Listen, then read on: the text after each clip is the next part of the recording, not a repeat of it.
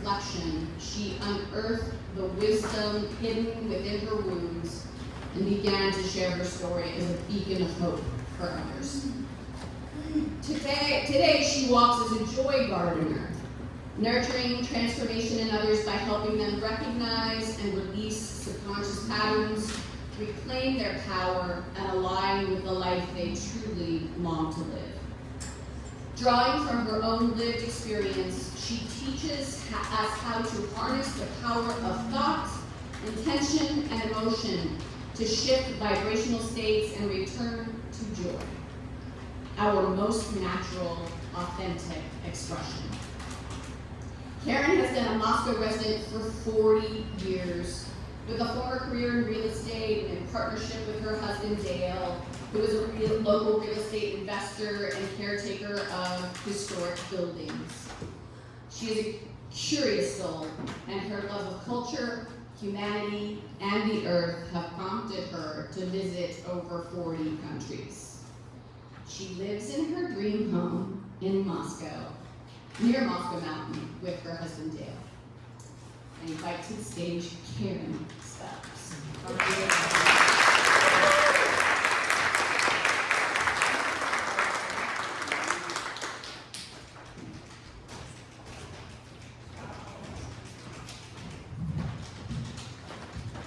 Welcome. Thank you all so much for coming. Oh my gosh, I'm so happy this room is full. And I'm going to tell you the view from this stage. It's breathtaking. I see so much beauty. Oh, women are beautiful creatures. And if you feel any resistance inside you to that, I just challenge you to look around at the men in the world. I love men. I have a husband and 3 sons. But beauty is our superpower. It's not theirs. So own it, ladies. I see beauty. I see courage. And I see love. Your presence is evidence of your self-love. And that is something to celebrate. Congratulations. And I want you to know that I see you. I know you're busy. And you might have even felt a little anxious to be here today. So thank you for showing up. And if you're here today because you're struggling or facing some kind of a life challenge, I want you to know I honor you for meeting this moment with grace. I love this quote from Eleanor Roosevelt. A woman is like a tea bag. You never know how strong she is until you put her in hot water. I know, who wants to be in hot water? I've been there so many times in my life. I can tell you it never felt good in the moment, but when I reflect on it, I realize that's when I grew my courage. And that's when I felt my strength. And you know what they say? What doesn't kill you makes you stronger. I'm so strong. I feel so strong after my 60 plus years of life challenges that I think I could lift up a car. Well, maybe not a car. But today I'm hoping to at least lift your spirits. I'm up here today for 3 reasons. The first is I had a 14-year abusive first marriage. Yeah, it wasn't fun. It was awful. But ever since I found my way to healing and wholeness, it's so long been my desire to reach out to other women who might be struggling. So today, for me, this is like a dream come true. It's been in my heart for so long. And what's most surreal about it is to share this stage and this day with some of the most beautifully enlightened women that I know, the other presenters. So thank you, Kelly. Thank you, Christine. Thank you, Liana, Kathy, Andrea, Nara, and Christine Souquet. Thank you all for shining your bright lights on all of us. So the second reason I'm here today is I'm part of a good vibe tribe. For 10 years I've been hosting an event that we call Raising the Vibe. We share our stories, we create beauty, we offer a little donation to the community, and lately it's been alternatives to violence of the police. We want to help women. So today we want to raise your vibe, and that's the agenda. We want to take you from a place of stress to love, joy, and ease. And, good vibes are contagious, so get ready to be uplifted. There is a third reason I'm here today. But first, I'd like to share a personal story. I have a couple disclaimers. I had a little dysfunction around my religious upbringing, but I'm in no way criticizing any religion or path to God. I love them all. And the second thing is, my talk includes a few profanities, so sorry about that. I don't get offended. So if you're ready, join me on a journey to revisit some of my life challenges and be inspired by my transformation from fear, guilt, and shame to well-being, joy, and ease.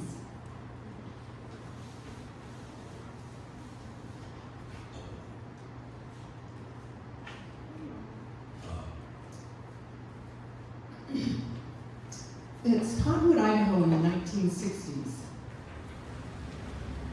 I'm a small girl, maybe 4 or 5, sitting with my family after dinner as they pray the Catholic Rosary. In between each decade of the Rosary, my dad prays, "Save us from the fires of hell, lead all souls to heaven, help especially those who are in most need of thy mercy." By the way, it's my deceased dad's birthday. So my worldview begins to form around these daily pleas to God. I know that we're sinners, and if we do bad things, we might go to hell. I'm a little girl, and I'm afraid of hell, but nobody in my family talks about being afraid, so I don't talk about it either. But deep down, fear is settling into my body. There's 10 kids in our crazy household. Despite the chaos, I studied hard and I earned scholarships to the University of Idaho. But then, when I'm 16, I meet Steve Johnson. He is 7 years older than I am, and he seems so wise. Quit laughing. My childhood friend is here. So we date for most of a year, and then one night, which was the culture of Cottonwood, I was drunk on alcohol, and I lose my virginity. Oh my gosh. Now the fear and guilt get bigger. So when Steve asked me to marry him, I feel like I should. I don't want to live in sin, and I'm afraid I might get pregnant. So shortly after my 18th birthday, I give up my dreams for college, and we're married. Steve moves us to Santa, Idaho, where we live a marijuana-laced hippie lifestyle of the 1970s.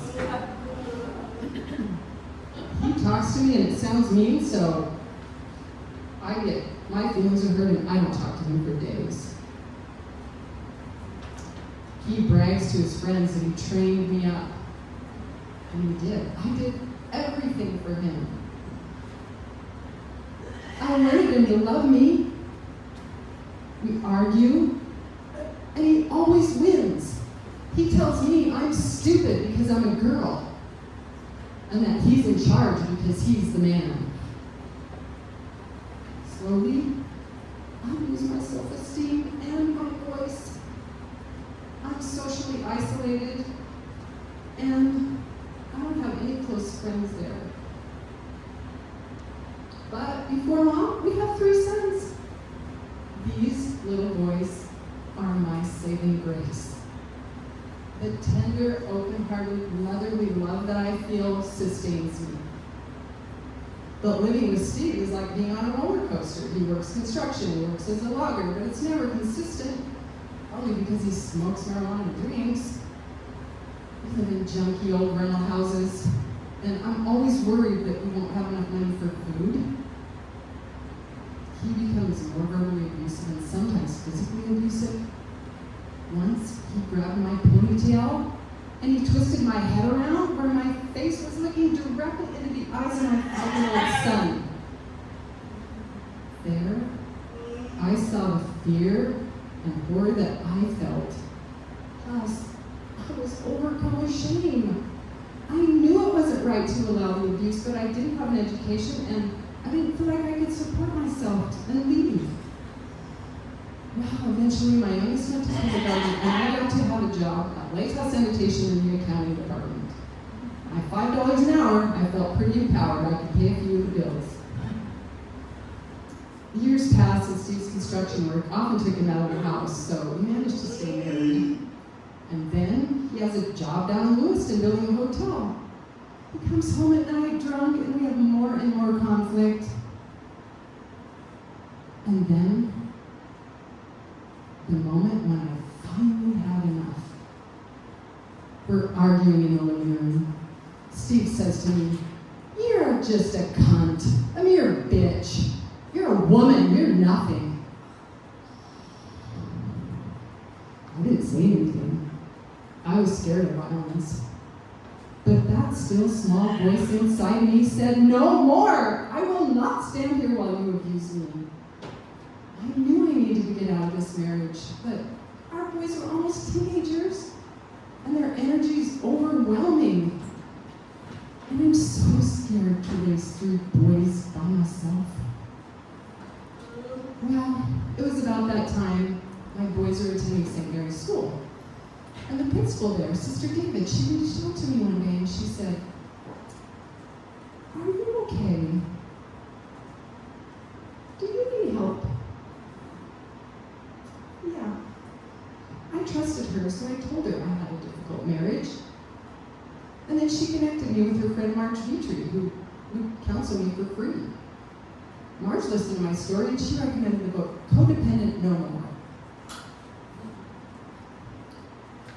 I grew up in Cottonwood drinking, I thought it was normal. But I read the book and I realized, oh, this is alcohol abuse. I'm married to an alcoholic and now I'm codependent. So I talked to Steve about it. He doesn't want to get counseling. Thankfully, by that time, I was making just enough money to pay our bills. So, against the advice of my attorney, I walked away from all the land we've been making payments on for years, gave him everything. He didn't fight me for the divorce. When the marriage ended, I sighed in relief. I believe the stress of this transition is the reason I manifested a grapefruit-sized cyst, or ovarian cyst. So I had major surgery 6 months after we split up. And this is just the beginning of my healing journey. I learned about how we hold the energy of difficult emotions in our bodies. So I reflect on my difficult marriage and I try to release some of these energies. I read so many self-help books. I start to love and care for myself. Eventually, I find Al-Anon to heal my codependency. I found EFT, the emotional freedom technique, or tapping, to release some of the stored emotions in my body. And I start to pay attention to my thoughts and listen to that, notice that chatterbox in my brain. It's a process, but eventually I gain some confidence and I reclaim my self-esteem. As I heal inside, my external life slowly begins to reflect my newfound peace and ease. I even have enough courage to say yes to a blind date. I was so nervous, I had to call my brother Larry. They're dead. And Larry said to me, "Oh, just go. It's not like you're gonna marry the guy." Well, I did marry the guy. I meet Dale, and we are instantly smitten. 3 years later, we're married. We quickly become business partners. We buy land and build a house together. My fear had me underemployed in an accounting job, but as my confidence and courage grew, I ventured back into real estate sales. Now, in a safe environment, I was quickly successful. Despite my lack of that college education, my career and financial success were beyond my wildest dreams. Dale and I invested in some rental property. But most importantly, Dale and I built a relationship based on intimacy and trust. And that made all the difference in my life. We are blessed with a beautiful family. In fact, my bonus daughter and my granddaughter and her partner are here today. Katie, you're not shy. Come on, give them away. That is a picture of courage and strength right there. Thank you for coming. So my life continues to be a journey of facing challenges and learning and growing from them. In hindsight, I honestly can say that I even feel some gratitude for my traumatic experience because it really propelled me on a path of personal growth and empowerment. Because of it, I have grown in ways I never would have without that difficulty.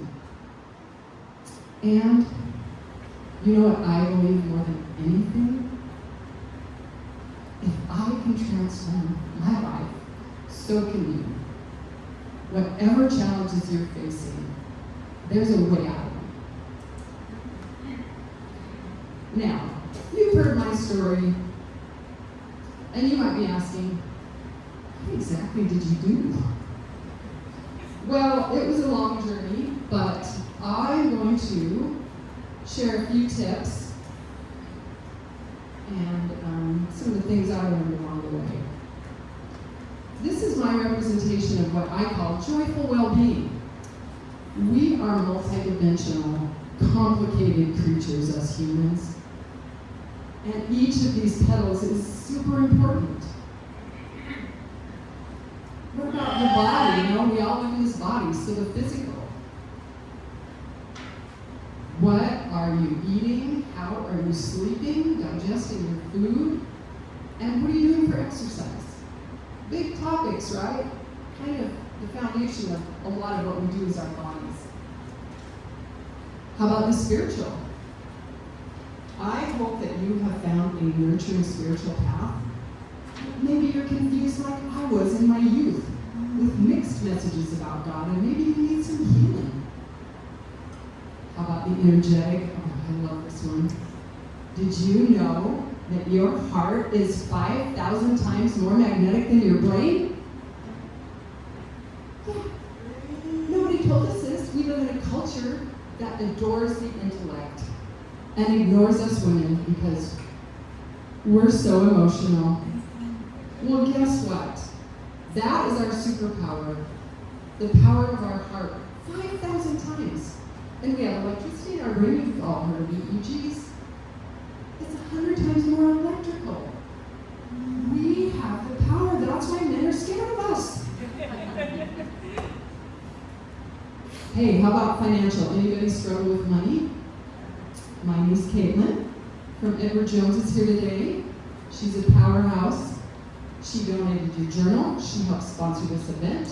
She paid for the rent for all this beautiful space. Because she knows how to manage money and is able to give back with her big loving heart. And she wants to help you map out your finances in a way that will empower you. Reach out to her. And if you want to see what passion and purpose look like, okay, watch these presenters today. They are living their passion. I see you. With intention and purpose. These women will raise your vibe, so make an effort to connect with them. So it's the last three elements that I want to talk about.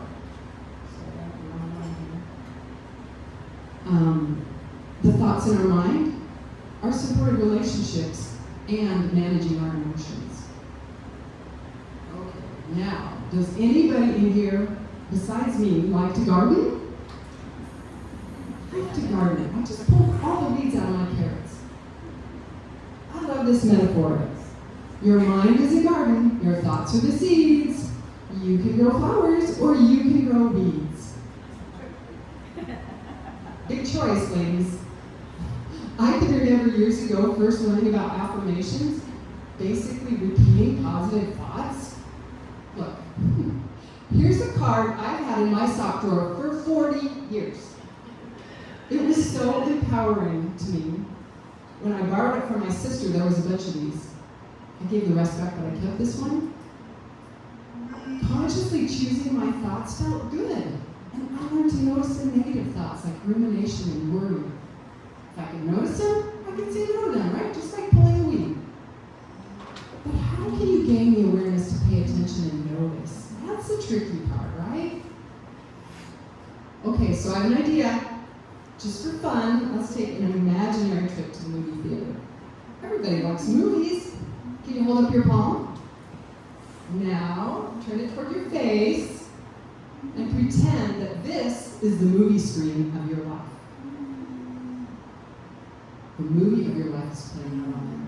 And you're actually in the movie. You're feeling all the experiences, the thoughts, emotions, physical pains. Maybe it's pleasant, maybe it's overwhelming, but you're in the movie. Now, pretend you're sitting in the theater watching the movie. How about that seat? This is a powerful seat. Now you're observing your life. With this new aware perspective, you can spot those critical moments of choice that arise. Okay, let's get real. It's not that easy, right? I hope you've already heard about this, or it might be a shock. When you were born, you had experiences that wired your brain as you learned about the world and yourself. As you learned, you developed patterns of reacting and behaving. Here's an example. This is my granddaughter, McKinley, who's been being programmed by my son Gus to think snakes are cool. I have been watching this for quite a few years. Yeah, a tiny little snake and skin her to hold it and he'll say, oh, it's so soft. Oh, feel how strong it is. Through repetition, Gus has provided McKinley with experiences that have caused her to feel that snakes are cool. How many girls do you know that think snakes are cool? Yeah. And just like McKinley, you've had experiences that fired and wired connections in your brain. These created your subconscious mind. So here's the bad news. They say these patterns run 95% of our choices and behaviors. I know, I'll be honest, when I learned about this, I was pissed. It felt like a daunting task to unwire the patterns I developed when I was a child, and I didn't even get to choose them. Come on, is this some kind of joke? So over the years, I've become an avid reader on the subject of how to unravel these unconscious responses. Well, I was angry, and now I am ecstatic. Scientists have been studying us humans for 40 years since I started on this path, and they are cracking the code. The best news is the neuroplasticity of the brain. It's real. It can be rewired. When you clear your unconscious patterns, you're not in the movie, you're not in the observer seat, you get to be in the director's seat of the movie. That's where you want to be, in the director's seat. It's possible. Then you have the freedom to choose. And you can create an authentic life that is in alignment with your deepest longings. Does anybody think this is possible? Okay. Can you rewire your brain? I believe it. So here's my recipes. 3 steps for conscious programming. Images, emotions, and repetition. First, imagery. Because your subconscious mind doesn't understand words. It runs on images. If I say, stay away from that pink elephant, what's in your mind? The pink elephant. What you were supposed to stay away from? No, that doesn't work. You need to engage your imagination to create an image that you want to embody. So the second one is emotion. Feel the feeling of your creation. I stumbled on these tools in my transformation journey. Here's an example of what this looks like. As you know from my story, I lived in poverty and I did not like it. Sister David helped me change my wiring about the biblical thing about the camel camp pastor and I with an eagle, a rich man and all that. I'm like, that's what I believe. And she said, no, there's nothing sacred in poverty. Okay, good. I lived with a feeling of lack, not enough money. I had thoughts like, I'm broke, my life sucks. So I reprogrammed my brain. This was my mantra, and I still embody this feeling. I am a money magnet. Yep. I know I have power. My heart has power. My mind has power. And I am a money magnet. It's not an idea for me. It just is. I feel it in my body. See how this works? Okay, so the third one is repetition. Okay, this is the element that programmed your brain in the first place when you were a child. You had the same experience over and over again. It created psychological patterns. Now you can use this repetition tool to change. I use this practice too when I transform. Deepak Chopra had a book called The 7 Spiritual Laws of Success. Yeah, are you just going to be a bundle of conditioned reflexes? I mean, I could probably repeat some of it to you. I bet I listened to that thing 100 times. I have a little commute back and forth to work for 20 minutes. I just plug it in, reprogram my brain. It helped me. That and the mountain of other cassette tapes that I used to listen to change. I spent a lot of time changing what was programmed into me. So again, here's the recipe. You gotta see the image, feel the feeling of it, and repeat the exercise. You need to be in an alpha or relaxed state of mind, like when you wake up in the morning. That's what I create when I'm laying in bed. Here's my latest creation. See if you can feel this. I speak truth from my heart on stage to uplift and inspire others. That's what I'm creating in my life right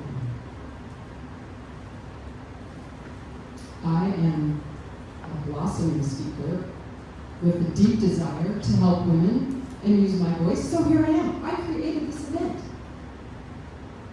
so that I could embody and live my deepest longing.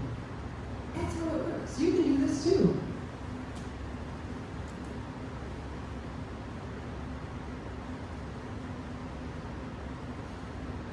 You can use your conscious mind to speak to your subconscious mind. So what do you think? Is anybody interested in this one? Okay. The second area I want to focus on is relationships. Remember my first marriage? I felt so much social isolation and fear, and my fears were unconscious and unspoken, and that's when they had the power. They were driving my choices. I needed someone I could talk to bring my fears into the light. I love this saying. It's through the mirror of relationship that we see ourselves most clearly.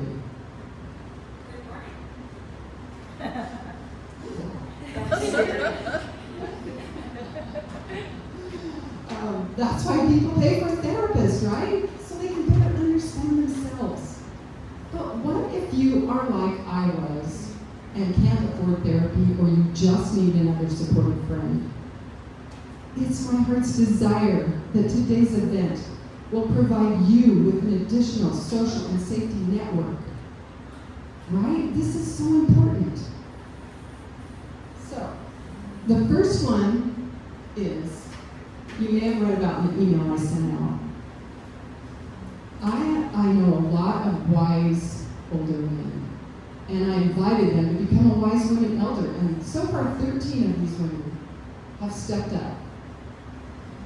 And they are lovingly willing to connect with you and serve as a mentor and mirror. These women are rich in life experience. They've had successful careers. They've served nurturing roles already. And they want to nurture you and help you grow. If you're interested in being matched up with a mentor, you can fill out a participant questionnaire, which is on this side of the table in a little Ziploc. You can do that at lunch or sometime today or after the event. Let me know. I'm going to try to match up everyone who wants a mentor. And I might have to find more, but I think there's some in this room who could serve in that capacity. And having one more pillar in your safety support network is important because look at me with Steve. One pillar, he was one person. And if he wasn't good to me, I crumbled. You've got to have an army of people. And that's why we're here today. After this event, I'm going to reach out to you with an invite to join a What's Up sharing group called Raising the Vibe. Okay? We're going to raise the vibe of each other, this community.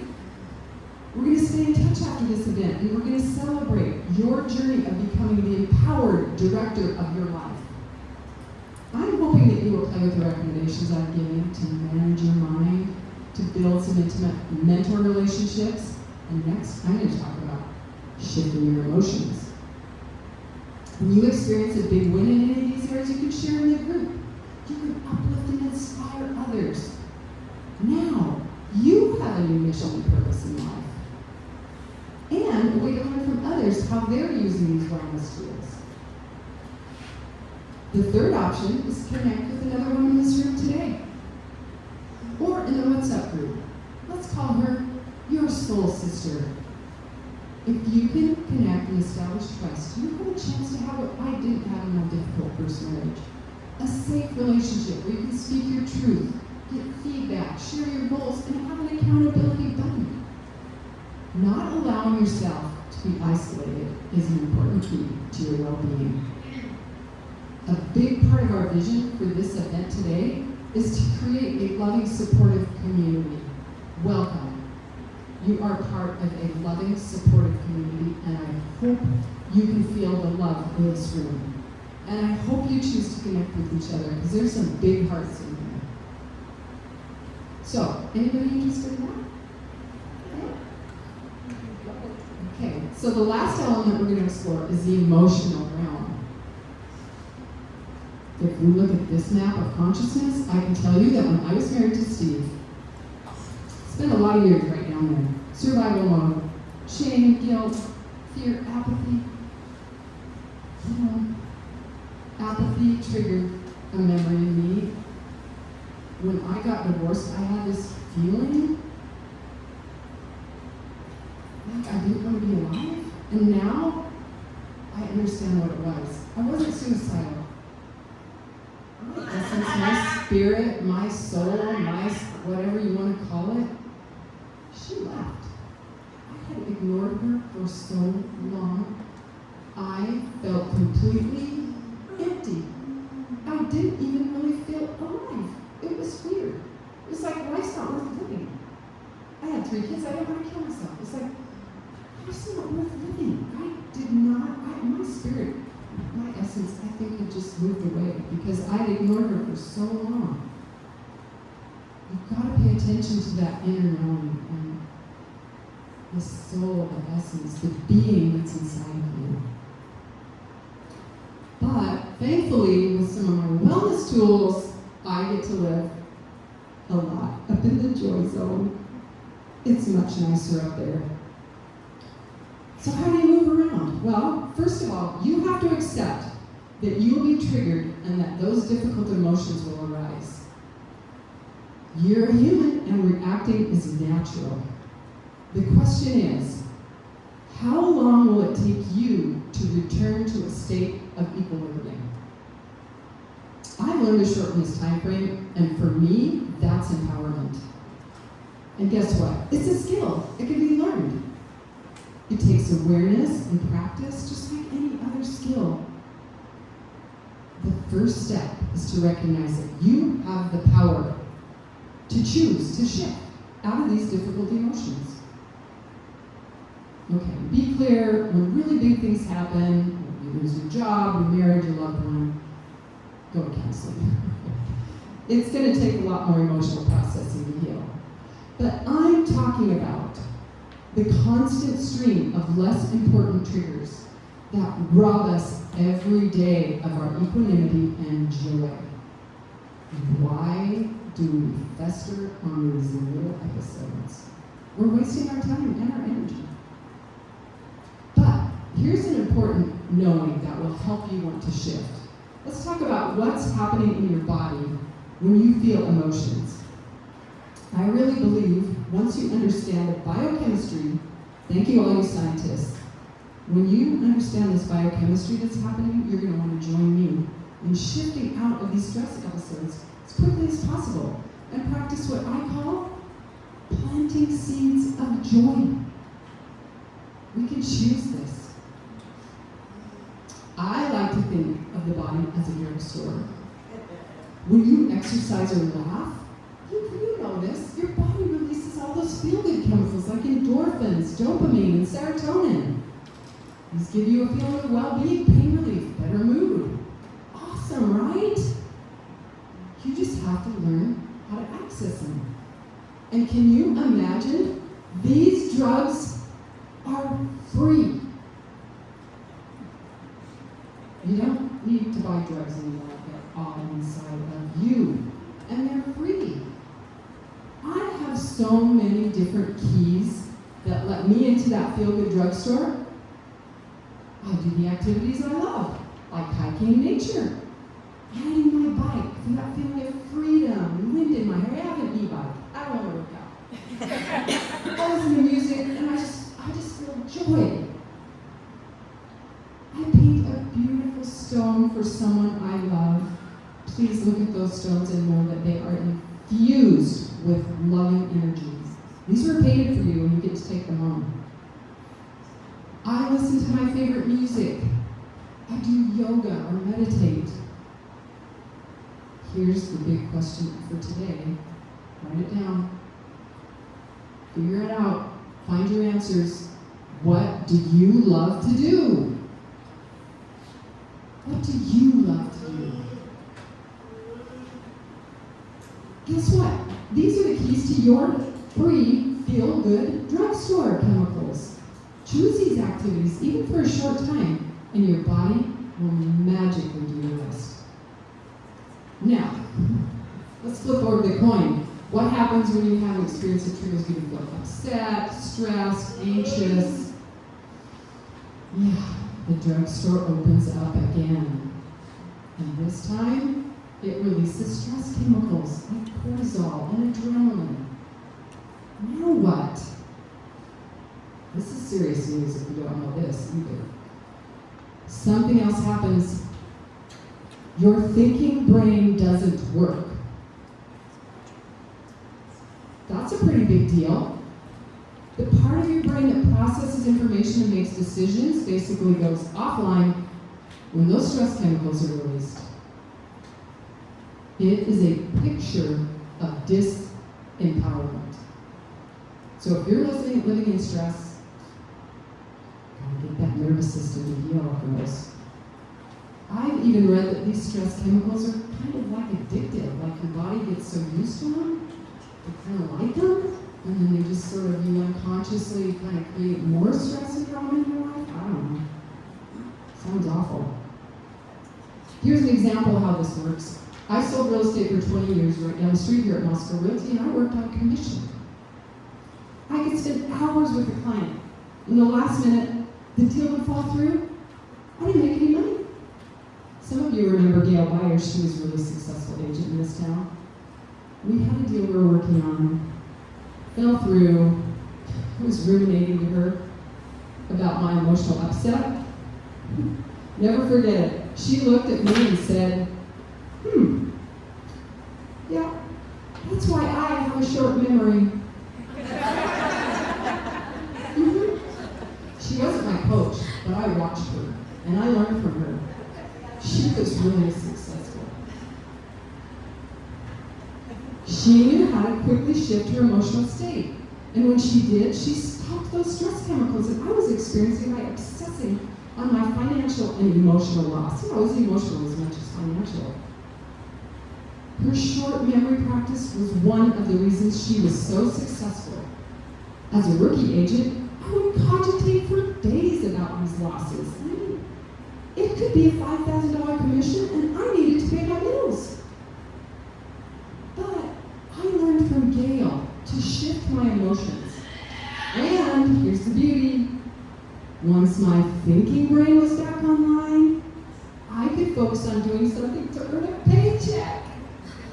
That might be important, right? I didn't need to pay my bills. Complicated didn't help me. The real estate business was fertile ground for me to practice being master of my emotions. And I became successful because of this skill and achieved financial freedom in my early 50s. Now, I want you to be free.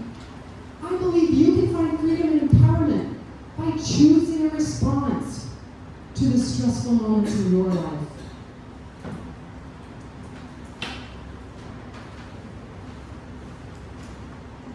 Could it be possible that sometimes, not all the time, but sometimes your response to what's happening to you is the cause of your suffering? Just ponder that question. You can take that home with you too. I would ponder it. I know we can't control what's going on outside of us.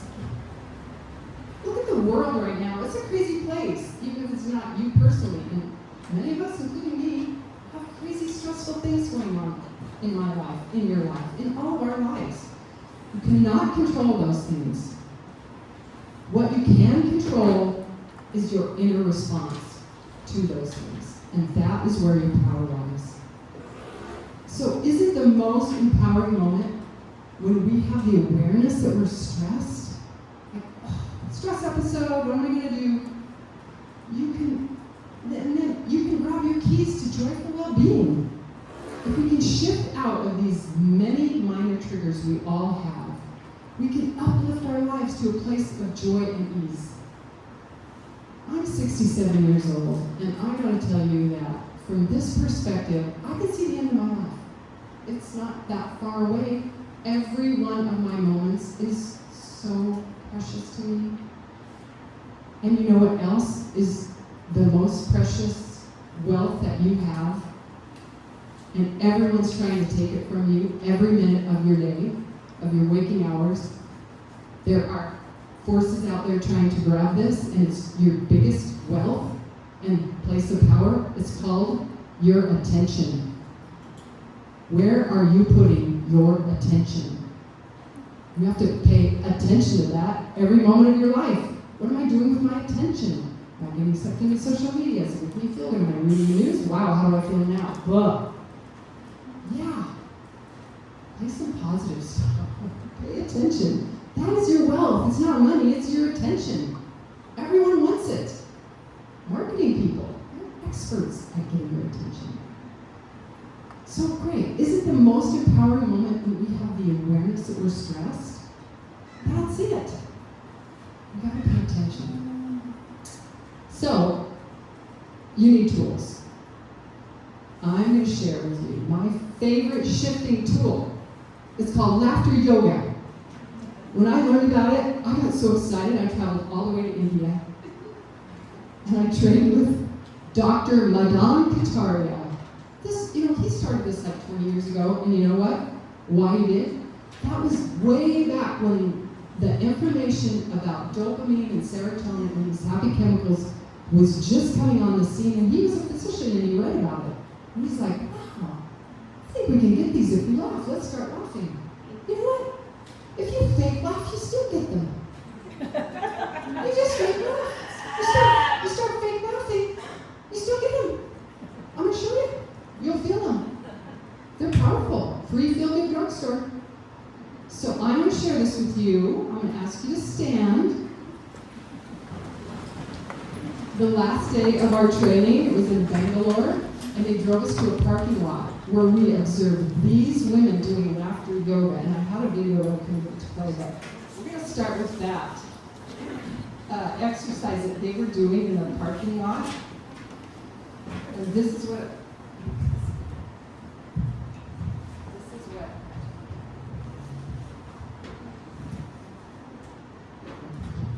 this is what they were doing in the parking lot. So we're going to breathe in stress and breathe out laughter. If you breathe in all your stress, breathe out laughter. Breathe in all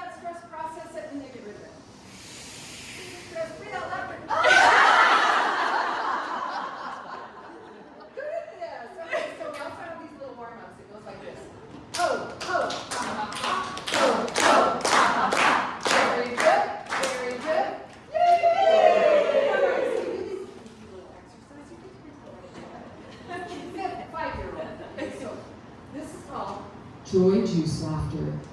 Hold out your palms and pretend like you have some bubbly joy juice. I'll show you, and then we'll do it together. You go like this. Boom, boom, boom, boom, boom, boom. Ready? Boom, boom, boom, boom, boom, boom.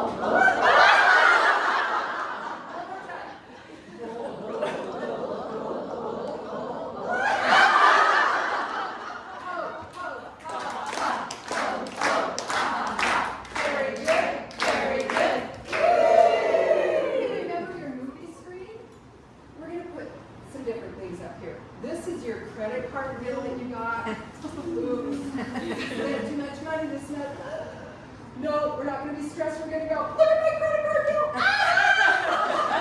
Ready?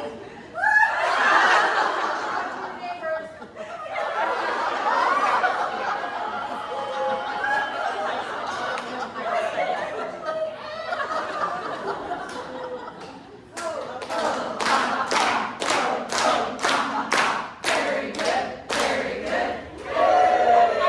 Anybody have any body aches? My back hurts, my ear. We're going to rub a little laughter into them. Ready?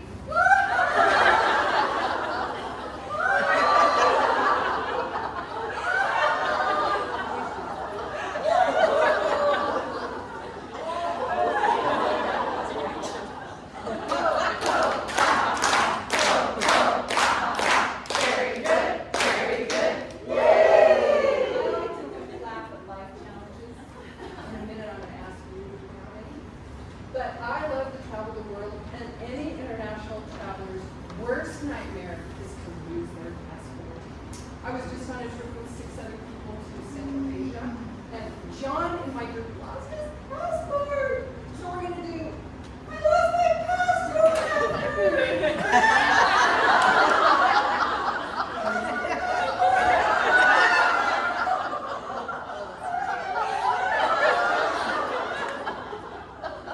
All right, I know you're curious. Well, John was a wise man. He was traveling with 6 friends. So what you need to do, you need to have 6 friends, at least. And he had a guide, therapist, coach, mentor. The local guide was there to help us. And most importantly, he was in Bukhara, Uzbekistan, and they have amazing tourist police. They called our guide, and 3 hours later, the tourist police of this beautiful, loving community like you have right here now supporting you in case you have a problem, delivered his passport and all his money back to him. Have you ever heard of such a thing? That is the beauty of a supportive community. Okay, the next one is going to be your life challenge. Not the worst thing that ever happened to you, but put it on the screen. Can you think of something that is a challenge in your life? Like, I burn the oatmeal every morning, or I drop my pie out of the oven, or, you know, I dented my car. I don't know. Think of something. And then imagine it's on the screen, point to it, share it with your neighbors, and give it some different energy of laughter. Ready?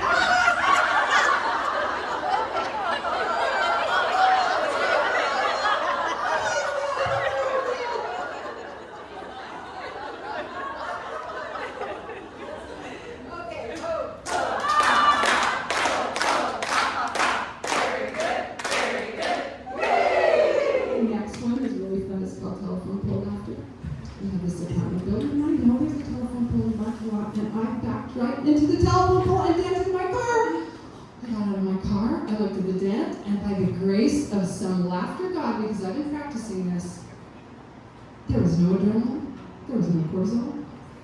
My thinking brain wasn't hijacked. I got in the front seat, I grabbed my telephone, I called Toyota. 24 hours later, my car was fixed, and my husband saw it, he said, "How did you get your car fixed so fast?" Well, my thinking brain still worked, so laugh at the dent in your car, ladies. Ready? Look at the dent in my car.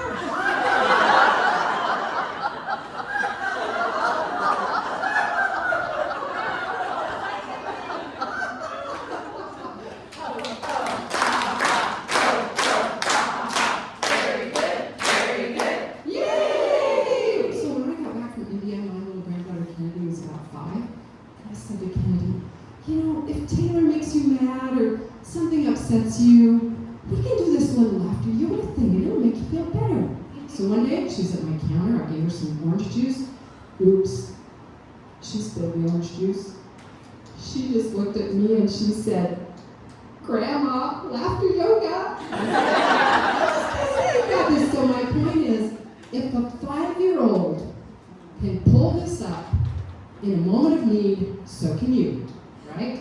Okay, so our last exercise is called gratitude laughter for each other and our day together. So let's bow to each other, look at your neighbor, thank them with some laughter.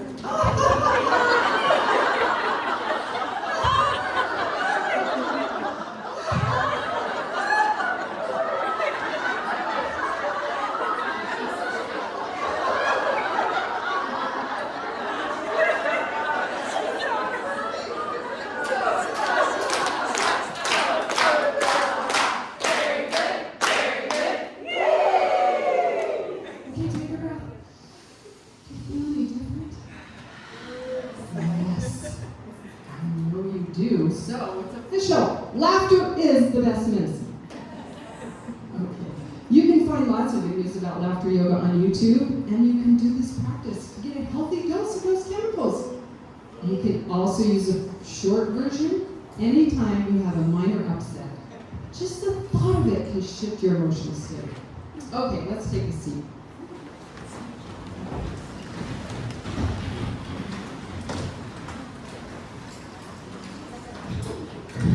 So, I mentioned earlier, there is one more reason why I'm up here today, and it's really personal.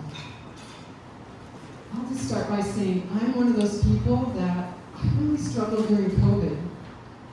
All my international travel stopped, I could hardly see my family and my grandkids, and then I developed a heart problem called AFib. Oh, I was a mess. I realized during that pause that I was longing for more meaning and purpose. I've always felt a call to help others, but I lived in survival mode, remember, and a lot of those years, my bucket was empty. I had nothing to give. And now, my bucket's full and overflowing. And I've been patiently waiting for the insight to find a path to share all that I've learned. So I'm here today asking you, how can I help? What do you need and how can I help you? I understand suffering, but I feel like I have learned so many wellness tools and I have such wonderful habits that support me and ground me and nurture me. And I want to share them. I want to ease your suffering.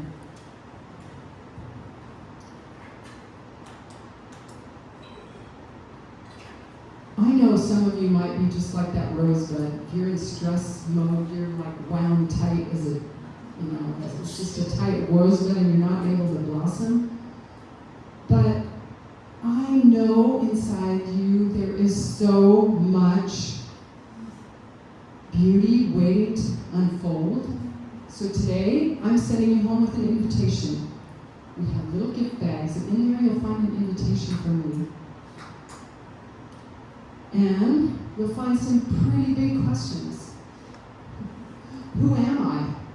And maybe you don't ponder that question. Who am I, and who do I want to become? Who do I long to become? I'm going to give you some tips about who you're not. Might help you. You're not your job, you're not your career, you're not your biggest success, and you're not your worst failure. And we've all been programmed by a childhood, and what I had to learn from my childhood, because my siblings called me mute, that I'm not mute, that I can use my voice, that I'm not my crooked nose, that I'm not my ugly toes, that I'm not my small breasts. So that's a clue. That's who you're not.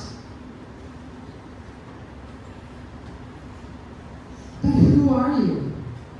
You're a being in a body. There's an invisible part to who you are. I call it your being in your essence. Some people call it soul, spirit. And I'll tell you where you can find her. By listening to your longing. Who is it you long to become? When I look at you, I see inside you, I see the unfoldment of who you can become, and I know that that longing inside of you is more of who you are than your looks, than your hair, than your clothes, than what you've accomplished. It's the longing that's who you are. So who are you, and who do you want to become? I don't know if you ever think about that either, but Dale and I, my husband, we've been together over 30 years now. So many times we've had this conversation. Wow, I'm really not the person I was when we got together. We both say it. Neither of us. We're not who we were when we met 30 years ago. We're like almost completely different people. You know that every cell in your body like gets replaced every 7 years or something. You're not your body. So I know from my life experience, I'm not my body. I've had, how many? 67 different bodies at least. I'm not my body. And in 30 years from now, if I need to live that long, or you, if you're younger, you're going to be somebody else. You're going to be somebody else in 10 years. Are you just going to sail on the top of the sea and be blown around by the winds and, whatever comes up, the external environment? Choose. Who do you want to become? It's a big question. But you can sit in that movie director's seat and you can create your movie. You sit with your longing. You give it expression. And if you're interested, you can fill out my little questionnaire.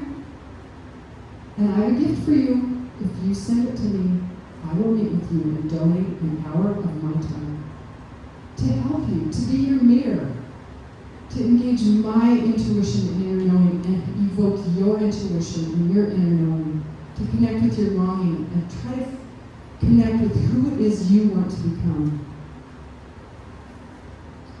I see so much hidden potential in you. And to close our precious time together, I want to share this poem by Marianne Williamson. Our deepest fear is not that we're inadequate. Our deepest fear is that we are powerful beyond measure. It is our light, not our darkness, that most frightens us. We ask ourselves, who am I to be brilliant, gorgeous, talented, fabulous? Men will never tell you to be any of those. Actually, who are you not to be? You're a child of God. Your playing small does not serve the world. There's nothing enlightening about shrinking so that other people won't feel unsure around you. We were born to make manifest the glory of God that's within us. It's not just in some of us. It's in everyone. As we let our light shine, we consciously give other people permission to do the same. As we are liberated from our own fear, our presence automatically liberates others. May you be free. May you know how much I love you and believe in you. Thank you.